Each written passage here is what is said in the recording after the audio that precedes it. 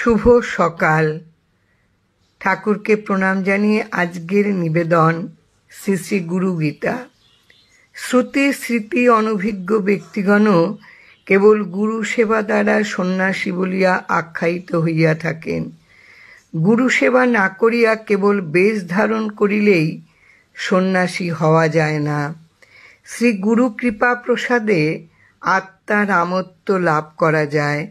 গুরু প্রদর্শিত এই পথে আত্মজ্ঞান প্রবর্তিত হয়। পরমাত্মার স্বরূপ শ্রী গুরুদেব ব্রহ্ম হইতে স্তম্ভ পর্যন্ত বিস্তৃত, স্থাবর জঙ্গমাদিতে পরিব্যাপ্ত সেই জগৎগুরুকে প্রণাম করি। সচ্চিদানন্দময় ভেদ জ্ঞান রহিত আমার শ্রী গুরুদেবকে বন্দনা করিতেছি। তিনি নিত্য পূর্ণ নিরাকার নির্গুণ স্ব আত্মায় বিরাজমান। তিনি পরাৎপর, শ্রেষ্ঠ হইতেও শ্রেষ্ঠ, পরম ধ্যানের বস্তু।